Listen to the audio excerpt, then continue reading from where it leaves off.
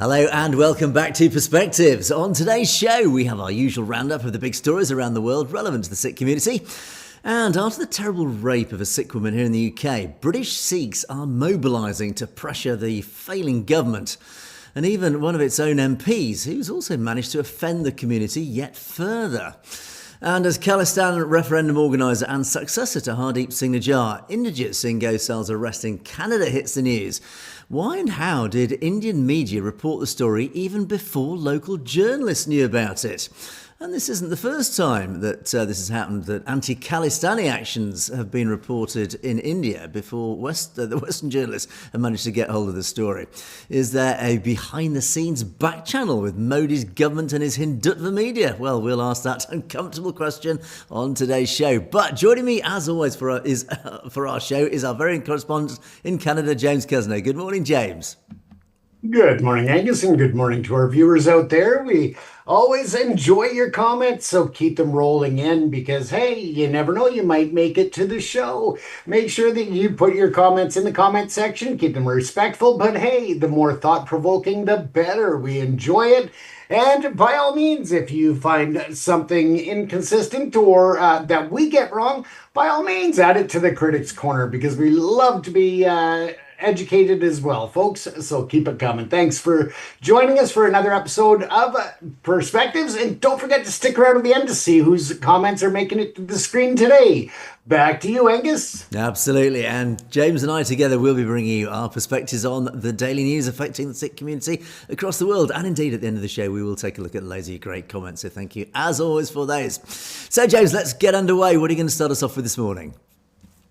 Well, we are going to track a series of critical events unfolding across the Sikh world. Of course, we are looking at New Delhi, an insult to the turban.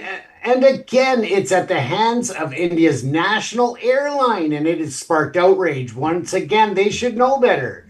In the United States, we'll cover the ordeal of a 73-year-old grandmother who was deported after 3 decades, raising profound questions about the dignity and compassion in the immigration system. In the UK, we will turn to look at the anger after the horrific racially motivated attack of a young Sikh girl that Angus will cover a bit later in the show.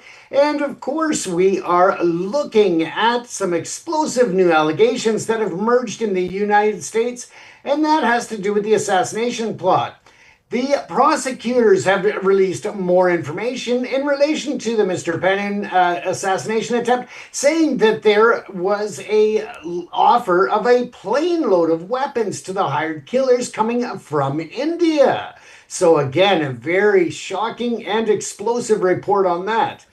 And in Punjab, devastating floodwaters are starting to recede, but the political storm rages on over relief funds, while a silent, more insidious health crisis threatens the state's children. Very important stories that we are going to look at from the week ending September 28th. And of course, we are going to start with the big story coming from Indira Gandhi Airport. Now, as stated, an individual has been insulted by the airline that should know better in trying to force him to remove his turban. Now, Javeen Singh, a Tamil origin Sikh advocate, was allegedly subjected to humiliating and discriminatory questioning by 2 Air India staff members before a flight to Singapore. Singh, who embraced Sikhism in 2023, claims he was asked, "Why are you wearing a turban?" They interrogated him about his caste background and financial status, which is just unbelievable how they are treating people at the airports and showing a level of distrust, distaste, and of course disrespect.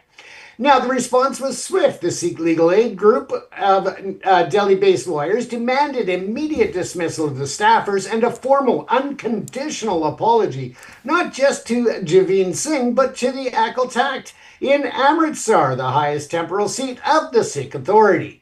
Now, senior political leader Harismarat Kaur Badal also wrote that the Union Civil Aviation Minister demanding a thorough probe and exemplary punishment. Both pointed out the glaring hypocrisy of the incident invoking Air India's iconic turbaned mascot and the Maharaja. As one advocate wrote, what is the use of having a turbaned Maharaja as your airline's mascot when you cannot respect the turban? Air India has initiated an internal investigation expressing deep regret and promising strict and appropriate actions if misconduct is indeed found. Now, this will continue on in terms of the investigation, and we will, of course, be following it in terms of our reporting and to make sure that it doesn't just get brushed under the carpet and make sure that there is accountability when it comes to such a disrespect. Now, as we move on talking about disrespect, ladies and gentlemen, of course, we know Harjeet Kaur was arrested in the United States after 30 years living in the country. Now, of course, that is a real disgusting way to be treated for a senior, but it got even worse. While she was in ICE detention, they really were disrespectful and especially harsh with her. Now, they reportedly had failed to provide her personal hygiene items, failed to allow her to have a shower, failed to provide her a bed to sleep on, and she was sleeping on the floor as she could, and that was at the behest of another person that was in detention. She finally encouraged her to lay down because she was in so much pain and discomfort. Now, as this went on, the ICE individuals or the ICE representatives, guards, whatever you want to call them, they failed to respect her wishes for a vegetarian or vegan meals and instead gave her sandwiches with turkey and other meals that were not vegetarian. Again, just adding insult to injury. Now, as she was in custody, they also failed to provide her with her medication, which caused some complications and, again, some swelling, some major discomfort, and just an overall horrific experience that she experienced in the ICE detention. Now, I understand that ICE detention centers are not supposed to be built for comfort. They're not supposed to be built as a luxury resort. However, under the United Nations charters as well as U.S. law, they are supposed to follow a very basic human rights and human dignity. They are supposed to supply the basic necessities, and they are continuing to fail in that regard. Now, here you can see this poor lady, Mrs. Kaur, couldn't even get her sandals on. Her feet had swelled up so bad. And I mean, you can just imagine all of that pressure in the feet when you're trying to move. I mean, that's got to be painful for this lady and just a disgusting way to treat seniors, regardless as to whether you are going to deport them or not. Now, when you add to that, they failed to provide her with the proper legal standard in terms of applying for a review or any type of judicial reprieve. And they rushed her out of the country and got her back to India.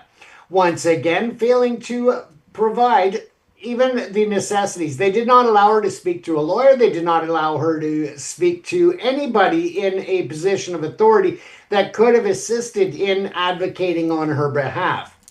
Now, once again, they did deport her. They sent her in shackles. I mean, this old lady, they're shackling her to transport her. She was not deported on a commercial flight, but instead another chartered flight that the U.S. seems to be using quite a bit now at a huge cost in their rush to export or deport people from the United States, and doing so without even the remote level of dignity that they should.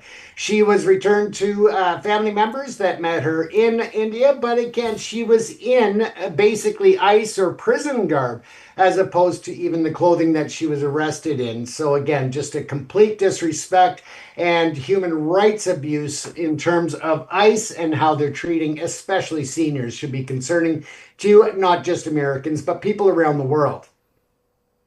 As we continue on, we're going to skip through past the story here about this one because of the fact that Angus will have you covered in all angles on that story. So we'll leave that one to Angus, and we will put some opinions in there, of course.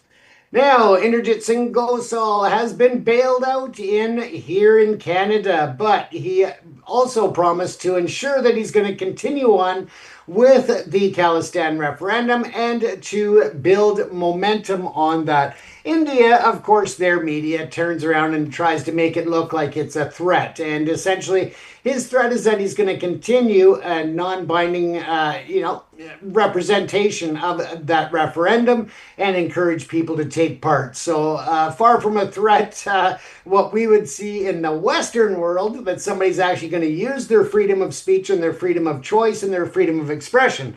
But again, India looks at it in a totally different way. Now, looking at the U.S. prosecutors dropping a bombshell. Yes, they allege that an Indian agent that was involved in the potential assassination plot of Mr. Panoon had, in exchange, promised a plane load of weapons to in the plot to kill what they call a separatist, and I put that in there specifically because, again, it is about a non-binding, peaceful process, and yet India sees it as such a threat that they are willing to really piss off the US government by offering a plane load of weapons. And it's not just handguns, they're talking about fully automatic rifles and machine guns. So again, just a real slap in the face to the diplomatic relationship that they supposedly have with the United States. And what's even more amazing is that the United States seems to be still turning a blind eye to this part of the diplomatic process and the stirring of what they say they are cracking down to keep the America safe, but they're not publicly holding India accountable for this other than just releasing the information in the new documents.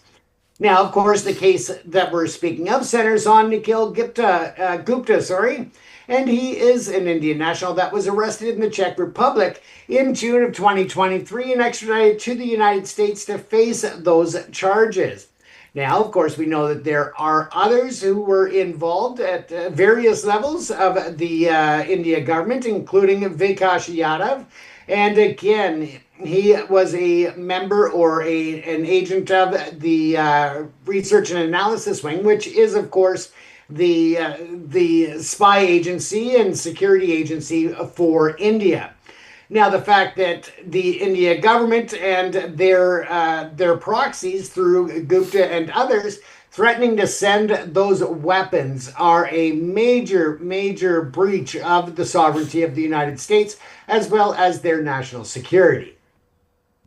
Now, let's jump on to the fields of sorrow. Yes, the farmers have been devastated by the floods, and now they are trying to get some type of rebuilding in place to recover from the massive floods and monsoons. And of course, we know that they are still trying to recover some missing individuals as well to account for them one way or the other. It's a sad state.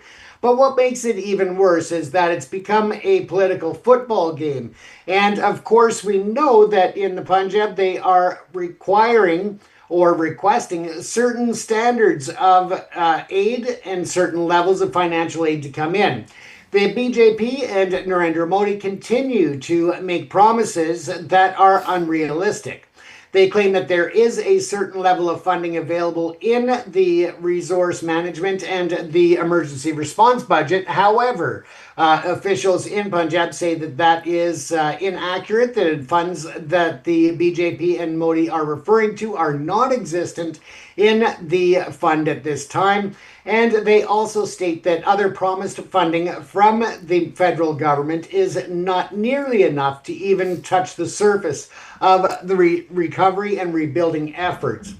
Now, of course, we know that the floods have affected 27 of 37 districts, impacting 4.76 million people and resulting in at least 134 deaths.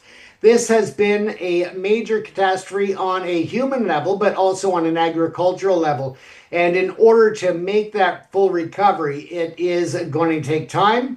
As I said, the AAP government has passed a resolution in the Vidhan Sabha calling for 1,600 crore package a cruel mockery, and that is what's being offered.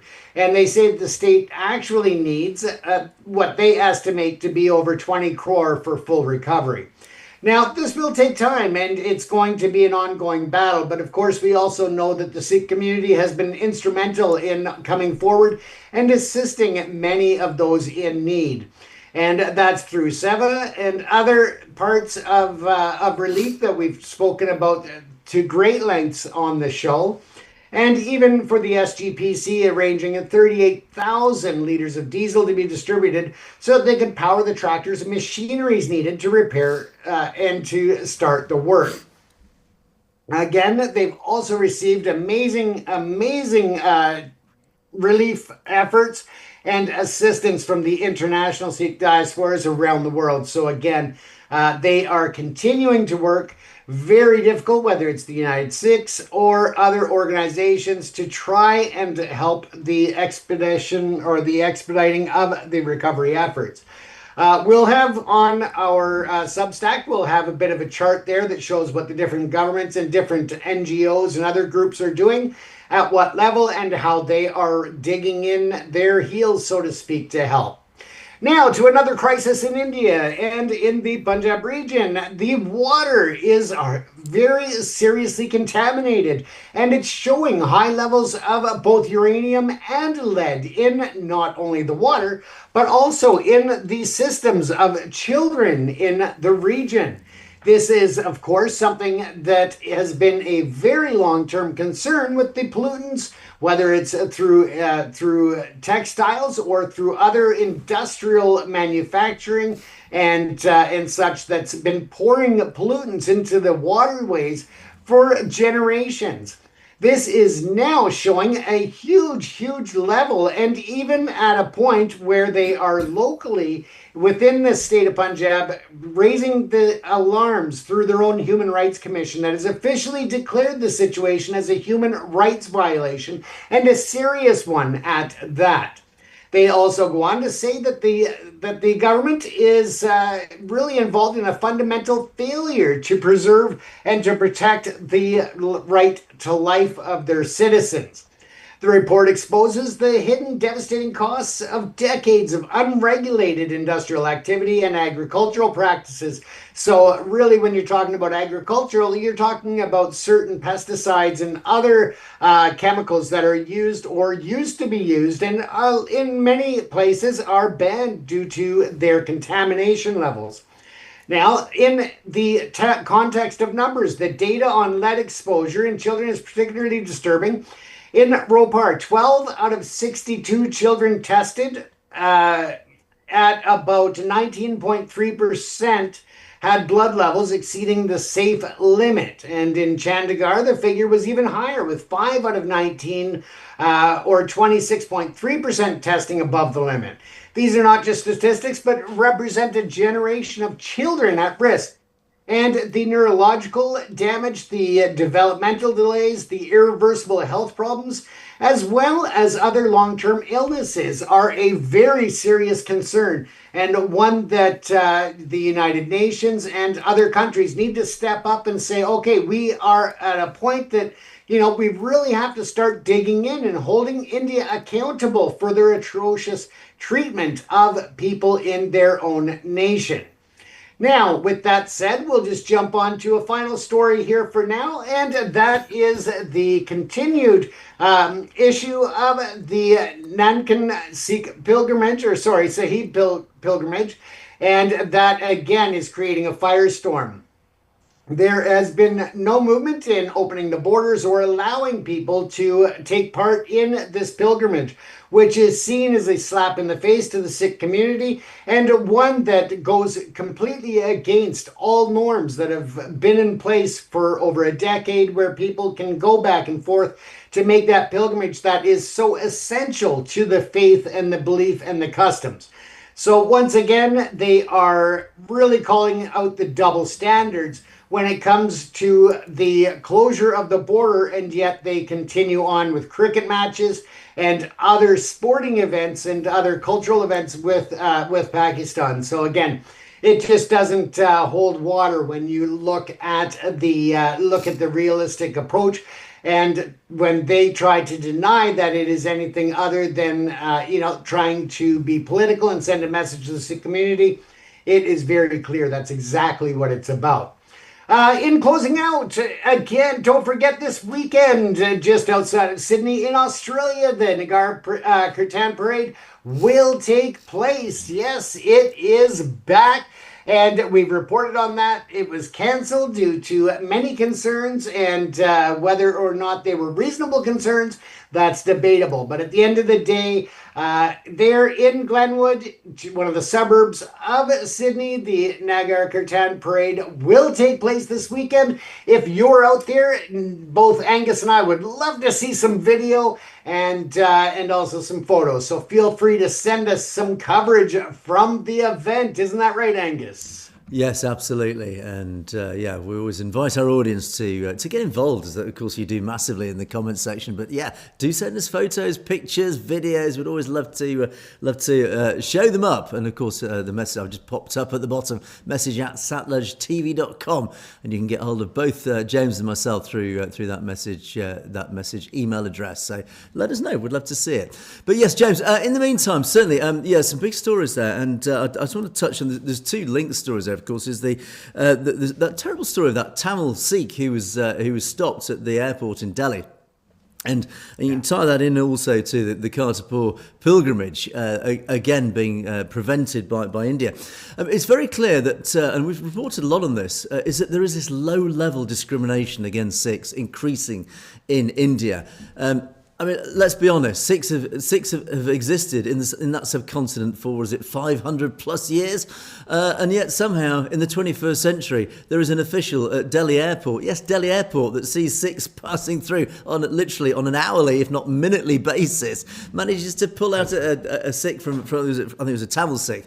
And causing problems. And again, this isn't somebody in the West, an uneducated official in the West who picks up a kirpan, of which there is an understandable sort of story there. That's not a discrimination. This is a clear discrimination. There is no way that an official in Delhi Airport is not aware of a Sikh and wearing a turban. It stinks. It's just pure, good old-fashioned discrimination. And this is what we are seeing increasingly so across particular India.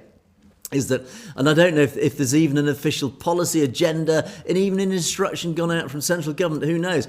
This may actually just be an indirect effect of just this overall multilateral discrimination of Sikhs being goaded by, being provoked, being encouraged, let's say, by the Godi media, by the whole context of Indian society. The Hindu majority are being encouraged almost to turn on their fellow minorities, and in this case, a fellow Sikh. So again, it stinks, and again, it sits in the same context of the Kartarpur corridor being closed to Sikhs for their pilgrimage up to the Gurdwara over in Pakistan, and again, it just highlights once again there is this clear agenda right across India just to make life increasingly hard for the Sikh population. Now, talking about making it hard for the Sikh population, this poor grandmother in the US, yes, the ICE detention. Quick comment on this one. It is an appalling story. We have talked about it in the past, and I've given my perspective on this in the past. But clearly, it's actually quite surprising, I have to say. Not least the big story of why is this grandmother being deported after 30 years. We've talked about that, and I've given my thoughts on that. But it surprises me because the US is one of the most litigious societies on earth. It astonishes me that the ICE detention is laying itself open to clear litigious action, legal action. There will be an army of lawyers in the United States queuing up to take on this case, because if there is a clear breach of human rights, there is no legislation in the United States that can justify breaching somebody's human rights to such a deep level. So I do suspect that we will see a long queue of lawyers lining up to take the Trump administration to court. Now, again, I've given my opinions on the whole immigration debate. It's a very nuanced debate. Clearly, this is one of those poor story, or this lady is one of those poor stories of somebody who's fallen through the cracks and has become a victim of the situation that's been exploited. The reason that we're in this situation is because the system is being exploited by the minority. That's that. And then final comment on Nikhil Gupta, yes, the plane load of weapons. I suspect, now the big question is, why hasn't the US made a bigger diplomatic storm about this? I suspect the English phrase is, we are keeping our powder dry. That means they're holding this back as ammunition, or indeed using it as ammunition behind the scenes. So when Narendra Modi or his representatives come to the US to talk to the US government, they will round that table say, right, okay, we were talking about trade deals and this and that and the other, but we've also got this. You have breached not just international law, you've actually breached the sovereignty of the United States. This is a big deal. You can't just ship in a plane load of not just handguns but serious weaponry into the United States. This doesn't just breach international law. This is something that we could make a very, very big deal about. But we're not, because in turn, you're going to give us something in return to stop us doing that. In other words, it forms part of that overall negotiation. This is why I think throughout this whole Nikhil Gupta situation, this whole transnational repression, all this information, this intelligence that the US government has collected is ammunition in that negotiation. Trump's a very shrewd character. He's probably one of the best negotiators around. And I suspect that his team are keeping all this information that next time that Narendra Modi is there, or his representatives, they say, right, here's everything that we've got. Now, you're going to do as we say. Remember, I often talk about this carrot and stick approach to trying to get India away from the authoritarian regimes of Moscow, China. We're trying to seduce India onto our side. I suspect all this information is part of that arsenal that is being used by the US government and essentially by the Five Eyes nations to keep India on side. In other words, it's essentially it's a bit of emotional blackmail. It's, look, you've got to start working with us. You've got to start aligning with us, or we can make life very difficult for you on the global stage by telling the world this is what you've been up to, etc., etc. And I dare say there's an awful lot of other information that we will never know about that the US intelligence has uncovered about this story. So we'll see. And then I do want to make a quick comment about the pollution, that terrible high levels of lead and uranium in the waters of Punjab. This is a story we have covered on many occasions. This is a national shame. This is an absolute outrage. Punjab is known as the cancer capital of India. Why? Because its rivers are deeply polluted by industry. What is the central government in Delhi doing about this? Clearly not enough, if anything at all. Children are dying. Children's future lives are being blighted. They are being damaged neurologically, physically. Their lives are going to be cut short by these dreadful, dangerous levels of pollutions in the basic human right of access to clean water. Every human being on this planet has a right to access to clean water. That is one of the basic human rights. It is the responsibility of every government on this planet to ensure their people have access to clean water. It's just one of the basic fundamental rights in life. So why are the young of the Punjab, Punjab's children are being denied simple access to clean drinking water? Instead, they are being fed lead and uranium. It's an absolute outrage, James. I find this really very disturbing. Absolutely. And, of course, we'll agree to disagree on Trump's negotiating status and powers. Absolutely, as always. Or pretty much anything else to do with Trump, but that's all good. I do think that you are right, though, that they are going to use it behind the scenes as a political chip and try to leverage that point for a certain mutual benefit, not only for the U.S., but for the Five Eyes, Angus. Indeed, absolutely. Okay, let's move on to my first story now, and I'm going to go back to one of those stories you did actually brush past, which of course is the story of the rape, this terrible incident in the Midlands here in the UK. And yes, this poor lady was attacked as part of a hate crime. Unsurprisingly, it has caused a huge amount of backlash, consternation, upset, anger. The emotions are running very high here in the UK about this story, and all the Sikh organisations have got involved. They've all obviously have their own perspectives and their own actions that they're taking, but the Sikh Federation has formed very much the vanguard, as always, in this situation. They have helped coordinate action against the police involved. I say against, it's pressuring the police and of course the government by extension, saying, look, what are you doing about this? Why has only one person been caught? And it turns out this individual who's been caught has actually now been released without charge, or at least on bail, pending further investigations. And this, of course, has upset a lot of people. And they've sent a press release, and as part of this press release, they've said, look, they have again released this information that this guy has been released. And unfortunately, of course, the victim, this poor lady who was raped by these two criminals, for want of a better word. She has been advised that one of the accused has been released. So, of course, she's now living in fear. So the story, again, rumbles on, the tragedy of the story. But then again, I've got to counterbalance this. The legal system in the UK is very clear. It has to be completely fair. And don't forget, we run a system that is you are innocent until proven guilty. So this guy, if there is insufficient evidence, we have to assume he's innocent. So it's all very easy for the mob to turn and say this guy's guilty. We don't know he's guilty. So we have to counter everything with that. And he has been released because clearly there is not enough evidence against this guy. He might be innocent is what I'm basically saying. So we don't know. But what we must focus on is finding the two perpetrators of this and bringing them to justice as fast as possible. So the Sikh Federation, they, of course, are helping rally the community around this to say, look, okay, we need to coordinate the community. We need to pressure up this chain, up the political chain to get some action. So what they've done, they're encouraging the community to write to their MPs to say, look, you've got to and set out these clear points that, again, have got to cascade up to the Prime Minister himself to say you've got to do something about it. So what they've said, they've launched this campaign to write these letters, and they said within 24 hours of launching the campaign, hundreds of letters have indeed gone over to over 100 MPs, encouraging them to, and what they list is, make a public statement condemning the racist attack and rape, write to Craig Guilford, the Chief Constable for West Midlands Police, challenging certain aspects of the way that his police force have handled the attack, force the Labour MP for Smethwick to make a public apology for some insensitive comments that he's made. I'll come on to that in a moment and say what he actually said.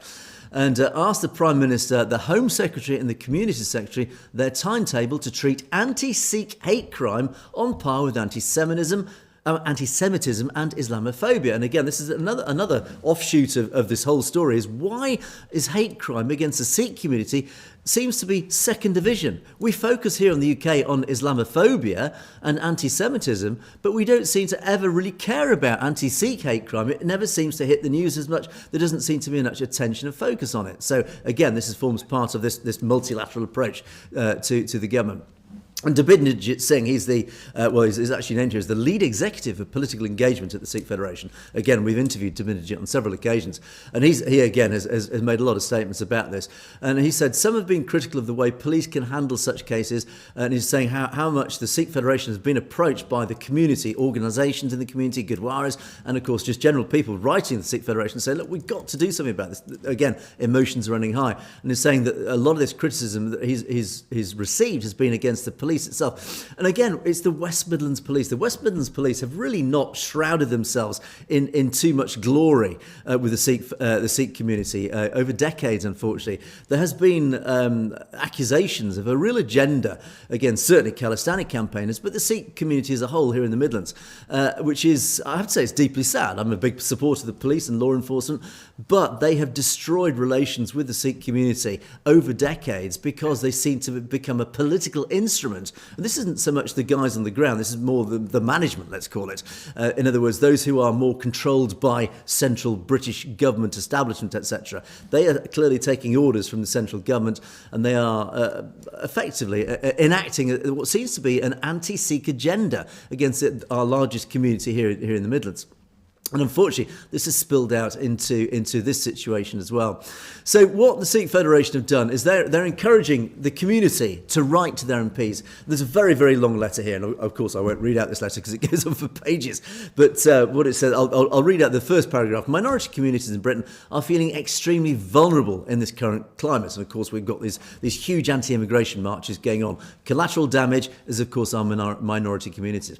Now, members of our Sikh community are increasingly mentioning anti-Sikh hate with a rise in racist abuse and attacks as they go about their daily lives. However, many Sikhs are not reporting these hate crimes because they feel that they don't have the confidence, or I should be reading this, but I'm paraphrasing it. Basically, they just don't have the confidence in our police force that they will do anything about it. And again, this is very much beholden on our police to actually prove that they are doing something about it, but clearly that is something where they're failing. So this letter goes on, and it goes on at great length. And again, I'll just cherry pick 1 or 2 points from it. It does refer to this local MP for Smethwick here in the UK, Gurinder Josam, he appeared on Sky News just the other day about this specific rape. He was questioned about this rape, and he was asked about the failure of our new Home Secretary.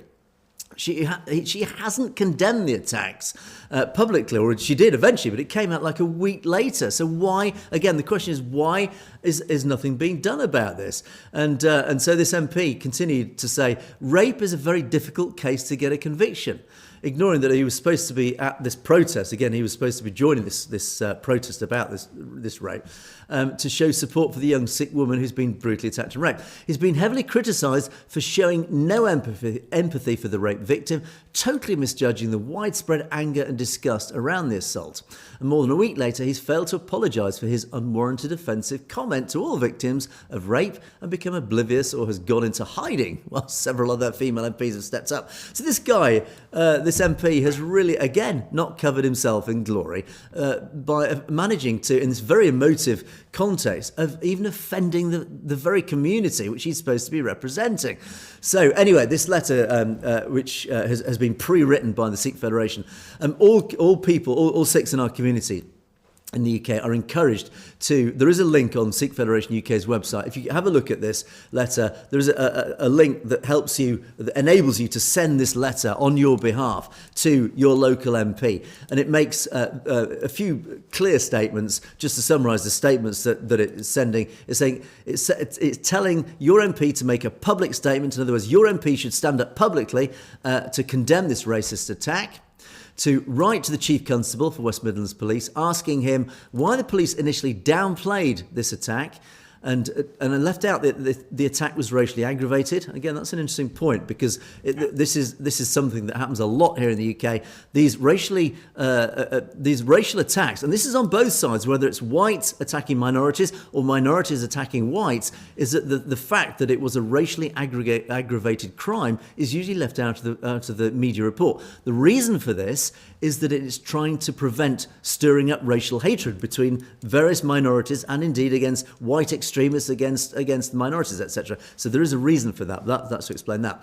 But also why the police are refusing to tell the community, public and media, if the man arrested was released on bail without charge, and why the police delayed making a public statement until 24 hours after his release. So yes, he had to be released, innocent till proven guilty, etc.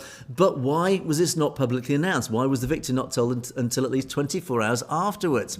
And then ask the Labour MP for Smethwick to make a public apology for his offensive, insensitive comments, etc.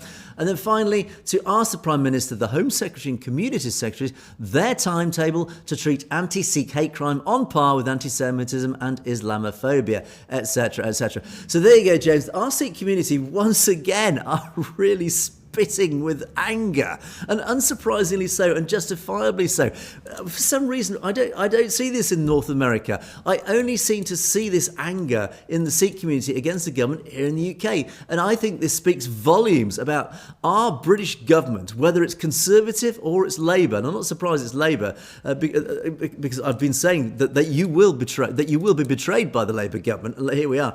So why is each successive British government betraying our Sikh community, James? I find it quite shocking.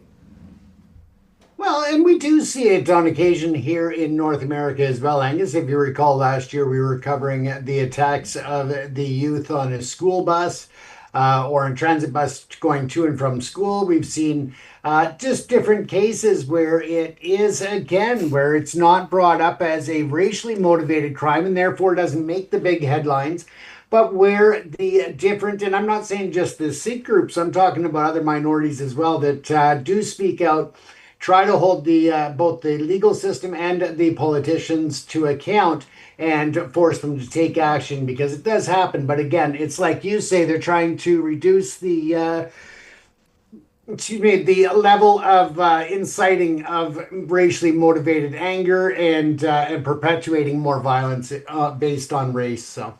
Indeed. So anyway, we'll keep an eye on the story, and we'll see if we get an apology from this MP for his insensitive comments. Right. What is it with MPs? They just can't help themselves getting themselves into deep water. Anyway, right. Let me. This is my next story. I'm going to come back to your neck of the woods, James, Canada. But this really is the root of another sort of wider story. Now, we've talked about, James, you've already talked about Inderjit Singh Gosal. He, of course, was arrested for carrying an offensive weapon recently. Now, Inderjit himself, he took over basically Hardeep Singh Nijjar's role when after Hardeep Singh Nijjar was assassinated by India for his campaigning for Khalistan. Inderjit took over this role. As a result, he became a bit of a target for Hindutva. And as a result, he was given, he was warned by Canadian authorities, this threat to life warning, telling him quietly, look, your life is in danger.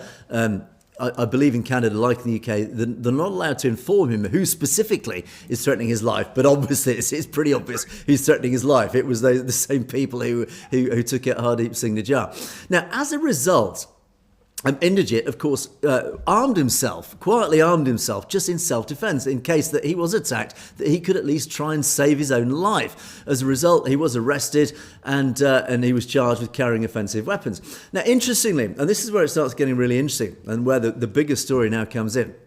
So that's a bit of the background. Of course, the Bishnoi gang, unsurprisingly, stands accused in amongst all this, because the Bishnoi gang have been, again, likewise linked to a lot of these anti-Khalistan murders, not just in Canada, but of course in the United States. And this is where it starts getting interesting, because just only recently, as we reported, Canada's National Security Advisor, Nathalie Drouin, met with Ajit Doval, India's National Security Advisor. And we don't know, obviously, what was talked about, other than that post that meeting, a statement was posted up on the Canadian government website saying, we have discussed all sorts of things, including national security, sovereignty, etc. So, I mean, all big words. But in reality, we don't know actually if India was given what we call the Riot Act, basically told, look, you back off and stop killing our citizens or else. We suspect that there's a little bit more diplomatic language going on. And certainly Carney's administration has demonstrated that it is willing to shake hands, metaphorically speaking and literally, with Narendra Modi's regime and talk about trade deals and quietly brushing the human rights issue under the carpet. So in that context, there is concerns now that the whole issue of Inderjit Singh Gosal being arrested, maybe there was a little bit of pressure again from India. And this starts reflecting what's happened here in the UK. Indian pressure on Mark Carney, because trade deals, dollars, etc., has said, look, we want you to start clamping down on Khalistani campaigners. If you do, we'll talk about trade deals, etc. So one wonders now, and the question is now being asked, is pressure coming from India now on Canada and Mark Carney saying, if you want trade deals, you've got to start clamping down on your Sikh community, and particularly the Khalistan campaigners. So one wonders if the pressure on Inderjit is a result of that. Now, what's interesting, and again, this story now starts to take a different angle as well now, because questions are now being raised that when Inderjit Singh Gosal was arrested, this story didn't break in Canada. This wasn't breaking news in Canada first. It was breaking news in India. Again, this reflects a situation that we've seen several times before. NDTV, one of the main Godi outlets in India, reported this story. Canada's big action against 3 Khalistanis after NSA Doval's call against terrorism. Yes, so India, of course, reported that Ajit Doval went to Canada, spoke to Drouin, and basically, so their angle on the story was, this visit was all about India saying, Canada's full of these Khalistani terrorists. You've got to do something about it. Lo and behold, Inderjit Singh Gosal is arrested, and now it's given us all this lovely ammunition to say, another Khalistani terrorist arrested. So again, you can see how the story has been spun about Khalistani terrorists once again. But the real worry here is, why did NDTV get this story first? Why wasn't CBC on it? Why wasn't the Canadian journalists on it? And this has happened several times before, not just in Canada. It's happened here in the UK. It's actually happened in the US before as well, to a smaller extent. But certainly in the 2023 murder of a Sikh man in Winnipeg, a previous attempt on Gosal's life, which was actually reported on a successful Indian state hit by some, before again it was reported in Canada. And again, this actually was a tweet back in February 2024, when Gosal was attacked again. It appeared on this guy at Indian Singh Twitter thing, Panoon's bodyguard has been shot dead, etc. Now, it was a false story, so they hadn't actually got the truth of the story, but the point is, this tweet was sent before it became not just public knowledge, before even the media got hold of it. The police hadn't even talked about it. So again, it raises questions, how on earth, and presumably, and I find this name Akshit Singh, I mean, clearly, I've got my own interpretations of, this is obviously a Hindutva account. How are these Hindutva accounts getting this intelligence before Canadian journalists. The actual people on the ground, the people who actually themselves have connections in Canadian law enforcement with RCMP plus the local law enforcement. They've got their contacts where they're fed these stories ahead of the public so they can report on it quickly. Yet Hindutva media are getting this information first. How are they doing it? And it's happened here in the UK. Avtar Singh Kandar, another one that was, again, reported in Indian. A Hindutva account talked about the death of Avtar Singh Kandar before even the British press knew about it, before even the police had announced it publicly. Again, how did Hindutva know about this? But we do know, certainly here in the UK, we do know that there is collusion between our police forces, West Midlands Police being a prime example, with their counterparts in India.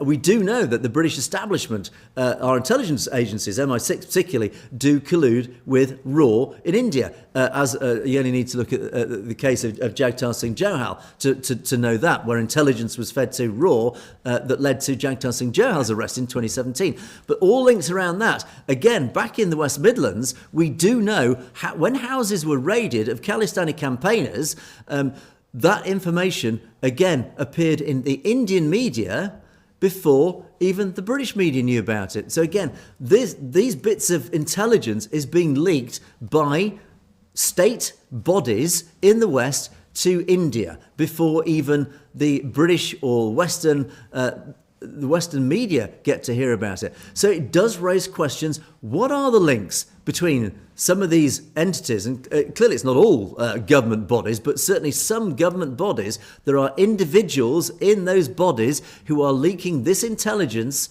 to their counterparts in India. I mean, again, we don't know who it is, but this is why we need to investigate this. And in fact, the Sikh Press Association have picked up on this as well. And they've actually made a public appeal directly to Canadian journalists to say, look, how come you are being beaten to these stories by people in India? How come the Godi media is picking up these stories before even you guys on the ground are picking it up? You should be the first people to get these stories.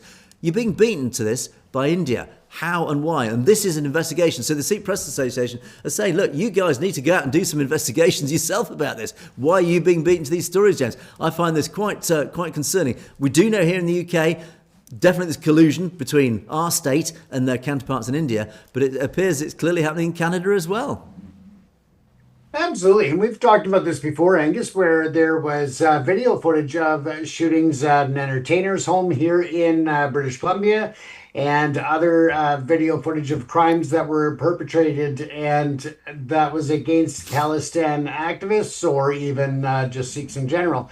And somehow that footage gets to, the NDTVs and the other Hindutva media before it even gets to law enforcement here in Canada. It's obviously a direct connection there, trying to really throw the whole media game into chaos. Indeed, absolutely. I'm just showing up here. This is our old friend, Govt Singh Panoon from Sikhs for Justice. He's actually met with Indrajit, and he's done a joint video with Indrajit, which I'm showing here. But he's basically said, he's made a very public statement to Ajit Doval, the NSA from India, saying, look, I dare you to set foot in North America. I dare you to come here to North America. Essentially, I think he's just warning that we'll basically do a citizen's arrest of you if you dare set foot in our country. So, the gauntlet has been laid down there. So, anyway, James, let's move on now. We must, as time presses on, let's move on to our comment section. And loads of wonderful comments as always. Thank you to our wonderful audience for all your contributions, huge contributions as always very much appreciated. And we kicked off today with one of our regulars, SSI Singh, who says exactly 100. It's the mafia. Yes, this is of course when we were talking about Gujarat, the Gujarati mafia. I think I don't know if I coined this phrase, but somebody certainly coined this phrase of the mafia. And this is the huge investment of these sports complexes in Gujarat, literally running into the hundreds of millions of dollars now. And we talk about this Gujarati mafia. It's no stranger in politics, this, James. It's very clearly, politicians always tend to favour their home ground, as Modi has done in Gujarat. Well, and I think it's come to be expected, whether it's in India or anywhere else, that the that the politicians are going to look out for their hometowns. So, to what extent? Well, this seems to be a little more, precarious on the legitimacy side, we'll say. Yeah, we're not surprised, I think, is a simple summary of that one. Stay Safe talks about the United Nations, and this, of course, I guess refers to when Donald Trump stood up in the United Nations and gave them an absolute lambasting. One of my favourite words, lambasting. I think the United Nations has never heard anything quite so shocking. But yeah, Donald Trump stood up there and gave them an absolute real blasting. And I have to say, rightly so, because whether I support Trump or not, I think the United Nations has been seen to have failed spectacularly on so many levels. And he said, basically, you're just a letter-writing organisation. Your actual effectiveness around the world is questionable. All this money being poured into the UN, what actually do you do? All you ever do is write angry letters. That's essentially the message that he sent them. So as Stay Safe says, look, we need to change this. The UN does have a role. It has a really important role. It was brought in after the Second World War, just essentially to help keep peace around the world. It has been failing spectacularly, James.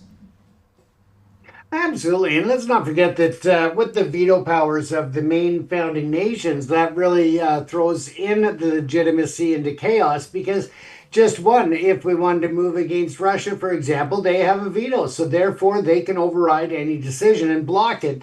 That was supposed to be reviewed after 5 years, and that review has never happened. And that is a big concern because that just in itself shows that we cannot really count on the UN in its current condition to uphold the mandate that it was founded to do. Yeah, and it really comes down to who's the biggest funder is always the one who makes the decisions. It's the same with the World Health Organization. Yeah. China has essentially taken control of the WHO. So China's agenda is rolled out by the WHO, and the UN agenda is on the whole rolling out a US-based thing. It's basically whoever provides the money. The money always calls the shots, sadly, in these situations. But as Stay Safe says, let's make the United Nations great again. Munga, absolutely Stay Safe. We're fully behind you on that one. Now, Dot has weighed in with a couple of comments. Thank you for these comments. Firstly, about the recognition of Palestine. Yes, as you rightly say, it's very symbolic. In practical terms, it's actually not very important really on day one. But what it does do is it's symbolic. And it does allow, as you say, this chain of legal, diplomatic and economic steps then to unfold over time that then allows this new nation of Palestine to be established. And of course, we're drawing parallels with Khalistan here, James. Of course, the symbolic recognition of Khalistan then allows all the legal and practical steps to then unfold to then allow the country to exist in reality. Yeah, exactly. And I mean, the whole situation is very polar in terms of the opposition of Khalistan versus Palestine and the way that it's really formed, whether it's through force or through peaceful methods. Again, big differences, but at the same time, I think that it just sets some level of foundation there so that we can see Khalistan recognized on the international stage when it happens. Absolutely. And thank you also, Dot, for your clarification. I did ask the audience, what is the plural of Gurdwara? Is it Gurdwara, Gurdwaras? And you have clarified it actually in English. The standard English is it's Gurdwaras. Again, Sikh, Punjab. I think it's Gurdwara, Gurdwara, Gurdwaras. I think it's, you know what we mean. So please ignore it if we get it wrong. Hatby, yes, we talked about the use of the Naxalites. Yes, this is a discussion about the Naxalites and how India had poured in the troops to suppress yet another uprising or another unhappy bunch of Indians, as they have done in J&K, they've done in Manipur, they've done it all around India. They just pour in the army, as you rightly say. The Indian army has only been used against its own citizens since 1947. Well, actually, technically, that's not strictly true. It has used against Pakistan and to a limited extent against China in those little skirmishes. But basically, yeah, the point is right, is that essentially the Indian army has primarily existed just to keep a lid on its own citizens, James. Yeah, it's a sad reality when you see a military force being required by government to try and oppress and keep their citizens in line when, it's supposed to be the world's largest democracy, Angus. I know, and talking about the world's largest democracy, as you rightly say, Happy, the way they play this psychologically is they play that the Hindus are the victims in this. Well, the Hindus are over 80% majority population, so I think if you're feeling victimised, you should be maybe looking at yourself more than anybody else, at your own failures. But anyway, that's a different story.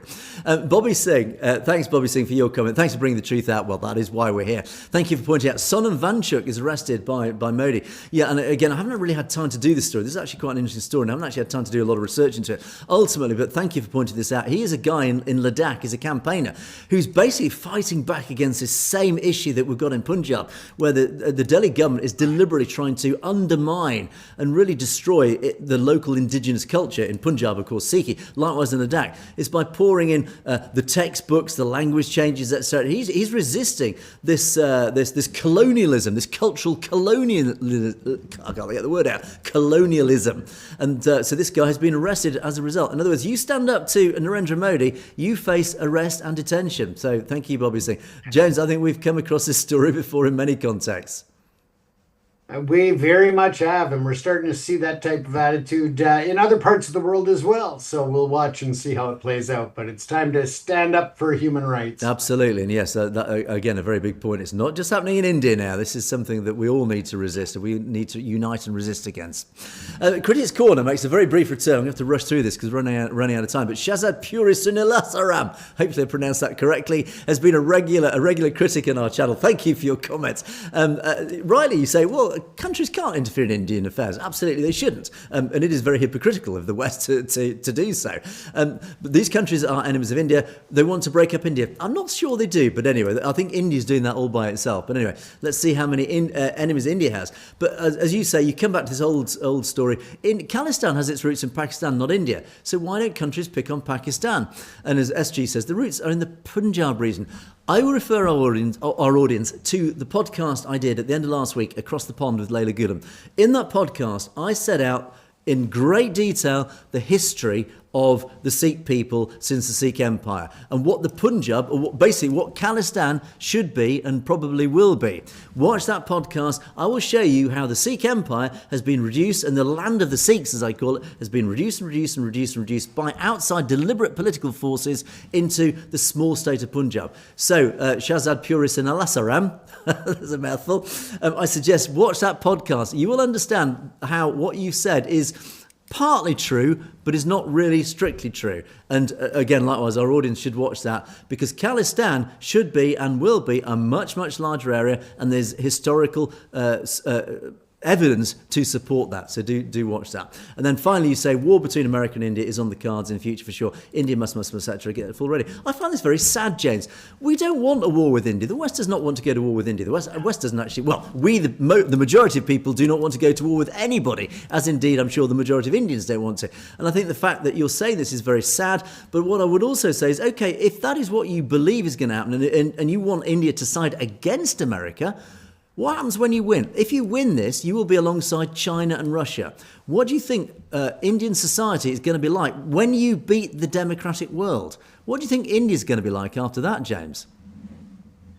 And I really don't see it happening, Angus. I think there's too many benefits for India and the US and the other nations in the West to really comply with different requests, but also respecting each other's sovereignty.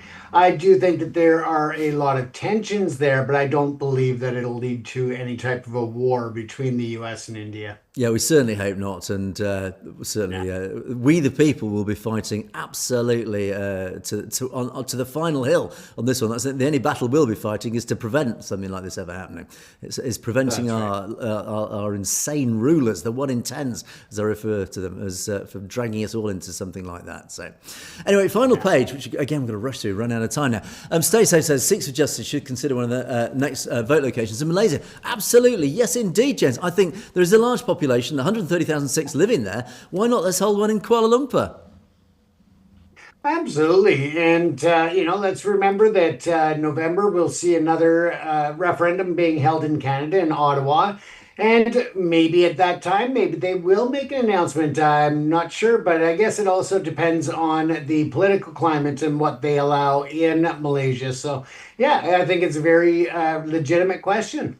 Indeed. statement. Absolutely. Well, fingers crossed. Who knows? It could be coming to a town near you soon. KJB Singh, many thanks. Our coverage of Hindutva atrocities, exposing the crimes, is a great service to humanity. That is what we're here for. But that is what we're all here for, including you in the audience. We're all united in this fight against oppression, against these people who are trying to ruin all our lives, Jez.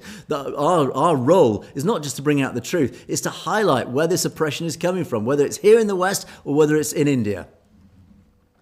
Absolutely. And I mean, just tonight alone, we can stand there and we can scream about things in our own nations, but pollution and toxins and human rights abuses are something that are happening the world over. And to turn a blind eye to that because it's not happening in our own backyard, well, that would be the true sin of it all, Angus. Indeed. And Sam Singh finishes off with the final few comments. They won't be able to keep us down for long. Freedom from Hindu fascists coming soon. Absolutely. As TC, SSK Trucking and Jaskarat Singh all say, basically, Khalistan Zindabad. Where Guruji, Chardi Kala. It is with Chardi Kala that we will bring Khalistan in. And Khalistan Zindabad indeed. But thank you once again. We must bring things to a close now as we run out of time, sadly.